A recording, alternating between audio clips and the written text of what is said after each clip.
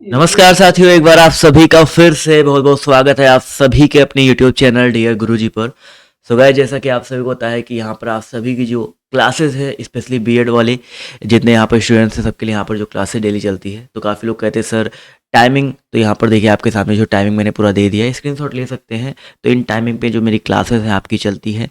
और इसके अलावा साथियों, अगर आप चाहते हैं फ्री पीडीएफ, अगर आप चाहते हैं कि आपको डेली बेसिस पर जो है नोटिफिकेशन मिलता रहे, तो टेलीग्राम ग्रुप का लिंक नीचे डिस्क्रिप्शन बॉक्स में दिया गया है, वहाँ पे जुड़ सकते हैं। इंस्टाग्राम पे फॉलो कर लीजिए। यहाँ पर लाइव मैं आता हूँ और लाइव आप लोग के जो सवाल होते हैं उनको मैं उठाता हूँ, पिक करता हूँ और आप लोगों के जवाब वहाँ पर लाइव आपको जो है देने का प्रयास करता हूँ। ठीक है। इसके बाद साथियों, अगर आप लोग बीएड की तैयारी बहुत अच्छी तरीके से करना चाहते हैं और अभी तक जो है एकदम तैयारी आपने शुरू भी नहीं की है, तो आप लोग ये हमारा जो पेड वाला बैच है इसको ज्वाइन कर सकते हैं। थ्योरी में सारी चीज़ें यहाँ पर जो आपको पढ़ाई जा रही है, पढ़ाई जा चुकी हैं, तो आप उन क्लासेस को रिकॉर्डेड देख सकते हो, उनको रिवीजन कर सकते हो और कम समय में अपनी जो तैयारी है बहुत अच्छी तरीके से जो है आप लोग रिवाइज कर सकते हैं। और इस वाले टेस्ट सीरीज में आपको बहुत सारी जो चीज़ें मैंने प्रोवाइड की है, रीजनिंग का थ्योरी है, हिंदी का थ्योरी है, जीके का, जीएस का, ये सब थ्योरी तो है ही, साथ ही साथ दोस्तों आपको यहाँ पर टेस्ट सीरीज भी मिल जाएगा और आपको वहाँ पर कुछ पीडीएफ भी इंपॉर्टेंट जो आपको देखने को मिल जाएंगे बुक्स के रूप में। तो अगर आप इससे जुड़ना चाहते हैं, बहुत सिंपल सा प्रोसेस है। आपको हमारा ऐप जो है डीआरजी ऑफिशियल ऐप, इसको डाउनलोड करना है। ठीक है, डाउनलोड करिए, यहाँ पर इसको ओपन करें, रजिस्टर करें। इसके बाद कोर्स वाले सेक्शन पे जाओ, वहाँ पर द्रोणाचार्य आपको बैच मिल जाएगा, उसको जो है बाय नाउ पे क्लिक करके आप उसको बाय कर सकते हैं। और बाय करने के बाद आपके पास एक्सेस मिल जाएगा, आप लोग परचेज वाले सेक्शन में जा करके उसको पूरा देख भी सकते हैं। ठीक है। तो अगर आपको लेना है, जुड़ना है, तो आप लोग जाइए, इसको लीजिए। इस क्लास के बाद आप इसको जो है आराम से इसको देख सकते हैं और इसमें जा कर के अपनी तैयारी है अच्छी तरीके से जो है कर सकते हैं। ठीक है, तो बिल्कुल। इसके अलावा आप सभी लोग यहाँ पर जो फ्री क्लासेस है इसको लेते रहिए। तो हम लोग क्लासेस की तरफ बढ़ेंगे। एक बार टाइमिंग फिर से जो है फ्री क्लासेस का जान लीजिए। तो पर चलिए बढ़ते हैं आज के इस सेशन की तरफ, आज के इस क्लास की तरफ।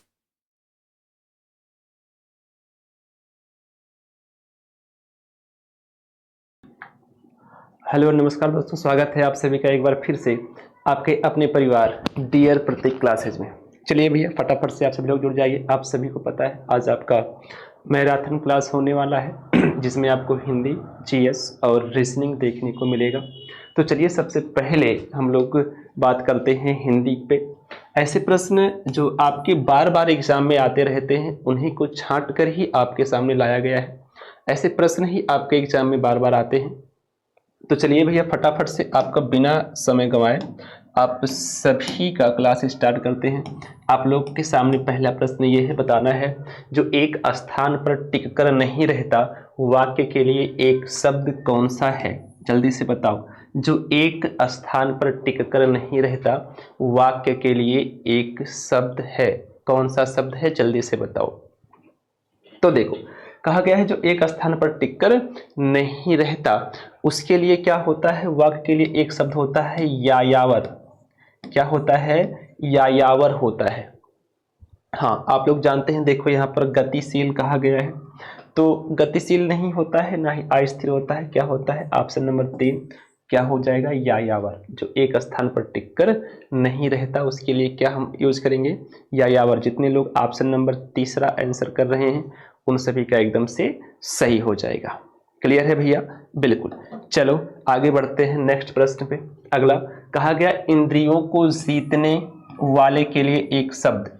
इंद्रियों को जीतने वाले के लिए एक शब्द क्या होता है, जल्दी से बताएंगे। तो ये बहुत ही आसान प्रश्न है, आप सभी लोग बहुत बार देखे होंगे। यहाँ पर देखो दूरदर्शी दिया गया है। दूरदर्शी का मतलब जो दूर तक देखता हो, जो दूर तक देखता हो, दूर तक देखता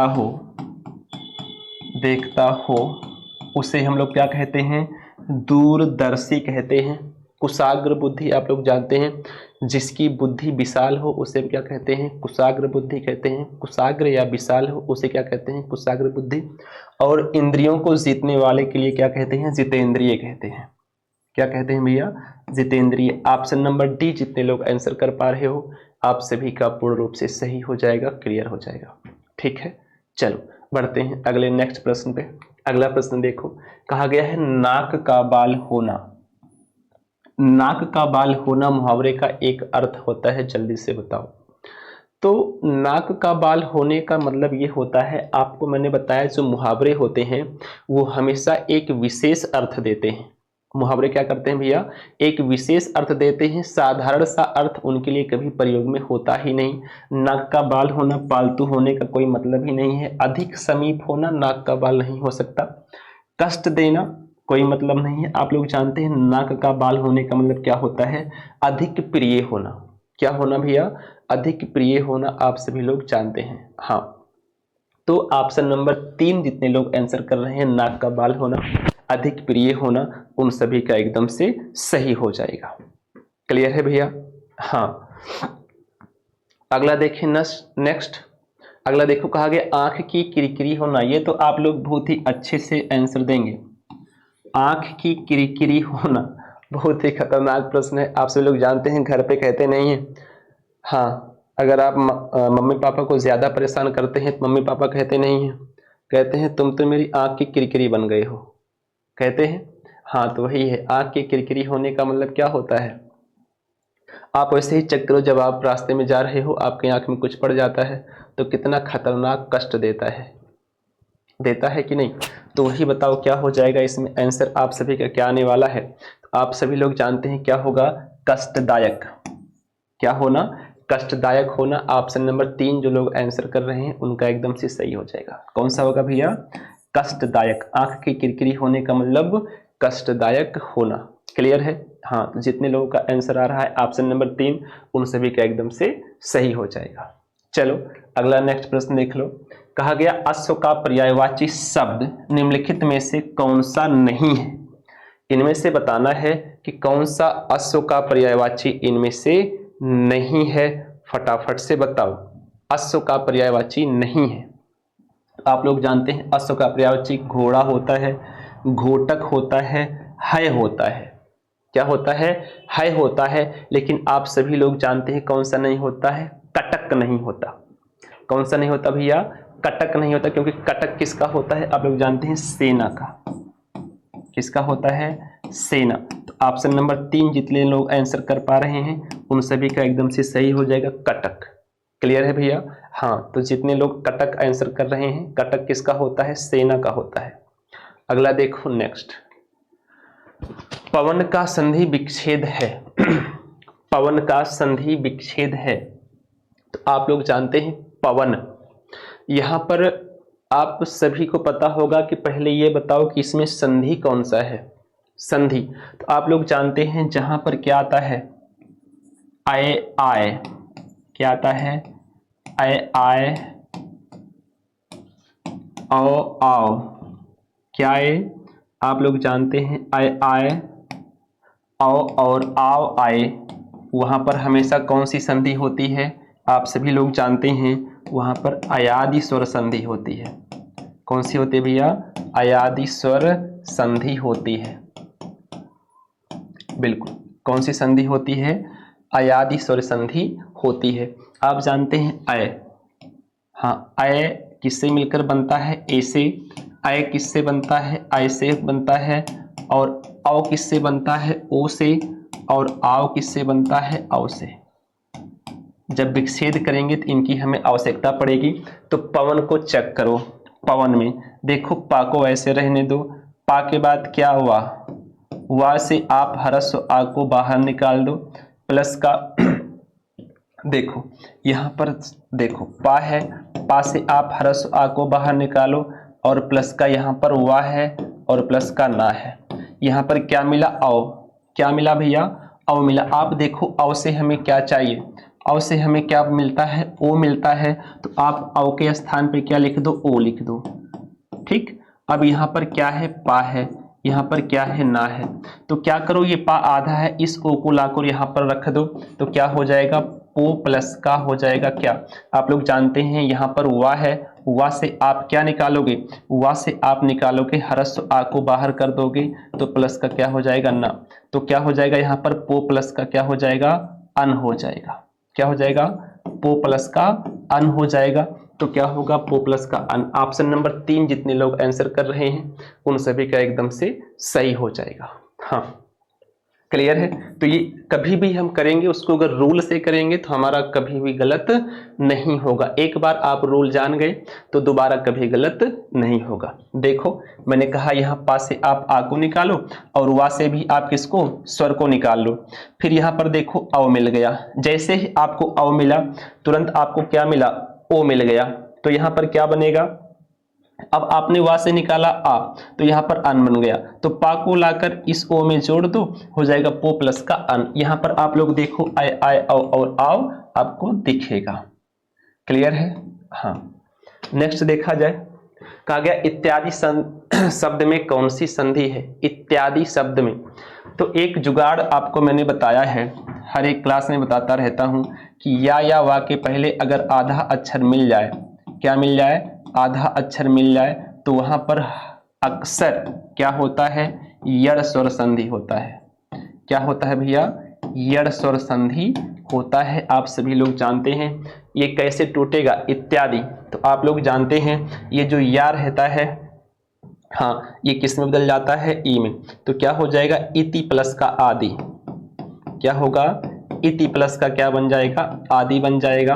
तो आप लोग जानते हैं इसका रूल होता है कि जब ई का मेल आ से होता है तो जो ई होता है वो या में बदल जाता है। तो यहाँ पर कौन सी संधि होगी, यड़ संधि होगी। आप सभी लोग जानते हैं। वृद्धि संधि में आप लोग जानते हैं, हाँ और बिल्कुल। तो अगला देखो नेक्स्ट, समष्टि का विपरीतार्थी शब्द है। समष्टि का विपरीतार्थी शब्द कौन सा होगा, जल्दी से बताओ। तो आसान सा है, कोई बहुत टफ नहीं है, आप सभी लोग जानते हैं। समष्टि का विपरीतार्थी क्या होता है, हाँ समष्टि का होता है बेष्टि। क्या होता है भैया, समष्टि का विलोम क्या होता है, बेष्टि होता है। जितने लोग ऑप्शन नंबर 4 आंसर कर रहे हैं उन सभी का एकदम से सही हो जाएगा। ठीक है, अगला प्रश्न देख लो। कहा गया वनिता का प्रयोग किस अर्थ में होता है, जल्दी से बताओ। वनिता का प्रयोग किस अर्थ में होता है, आप लोग फटाफट छाप दीजिए। हाँ वनिता का प्रयोग किस अर्थ में होता है, छाप के बताओ भैया फटाफट। बिल्कुल चलो,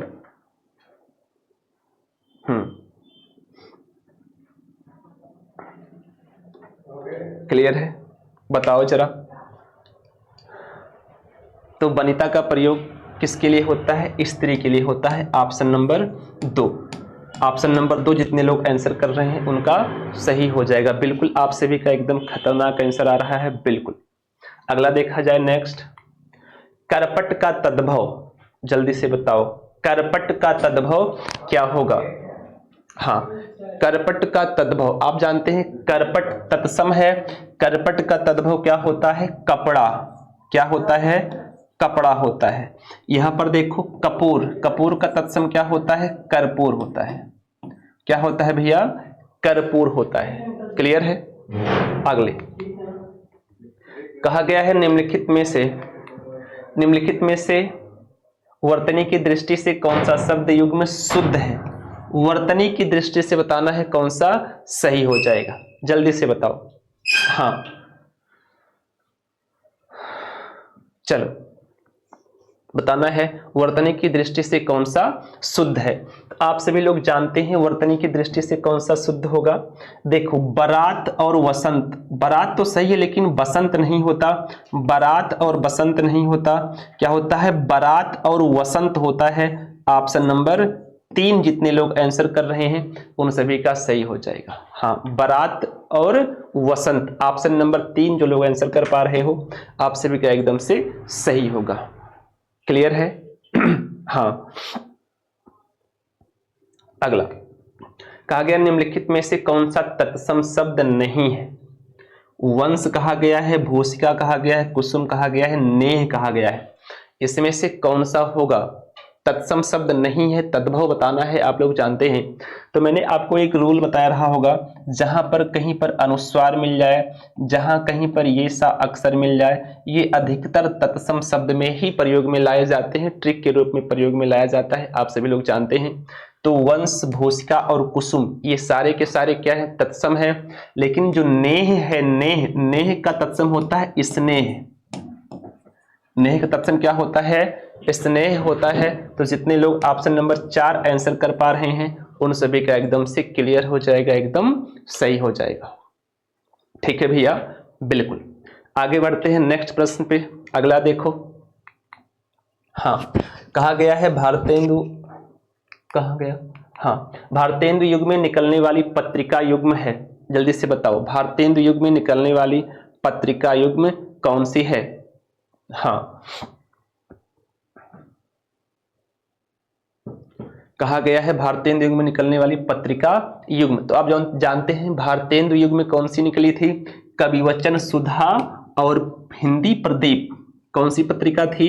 कविवचन सुधा और Hindi Pradeep. Option number A जितने लोग आंसर कर रहे हो आप सभी का एकदम से सही हो जाएगा।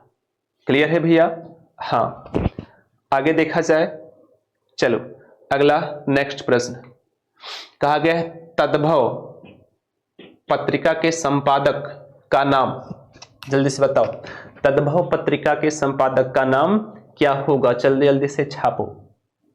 तो आप सभी लोग जानते हैं तद्भव पत्रिका के संपादक का नाम क्या है?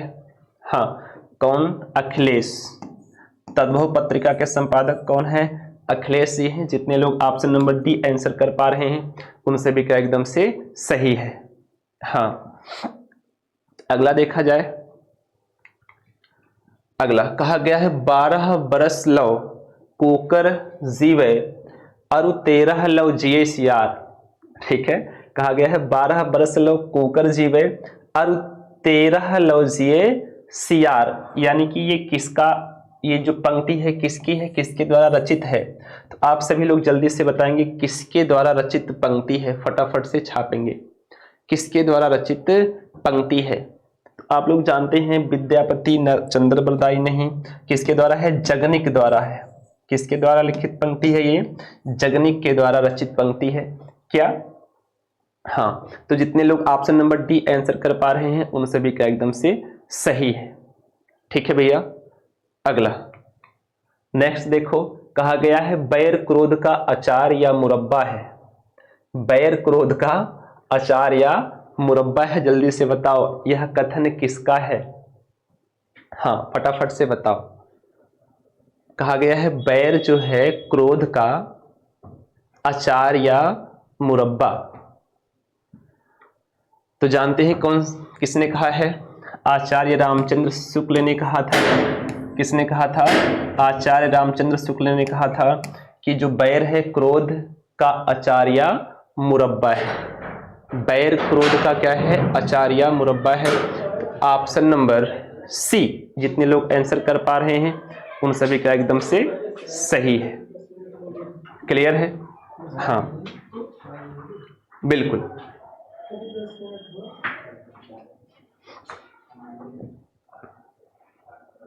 अगला कहा गया है कौन सा नाटक भारतेंदु का नहीं है?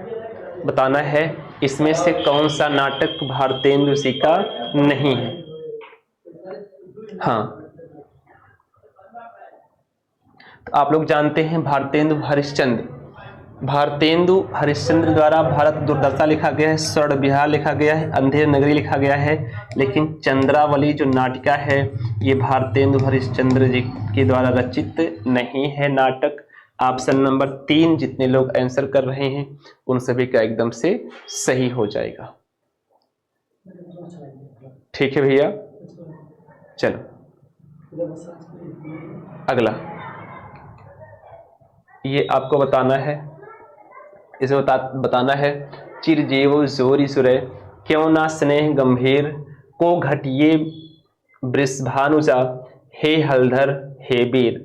उपरोक्त पंक्ति में कौन सा अलंकार है? फटाफट से छाप दीजिए कौन सा अलंकार इसमें होगा। हाँ, तो आप लोग जानते हैं ऐसा अलंकार जिसमें क्या हो, जो अर्थ होता है वो एक के साथ चिपका होता है उसे हम लोग क्या कहते हैं? श्लेष अलंकार कहते हैं। तो यहाँ पर कौन सा अलंकार हो जाएगा?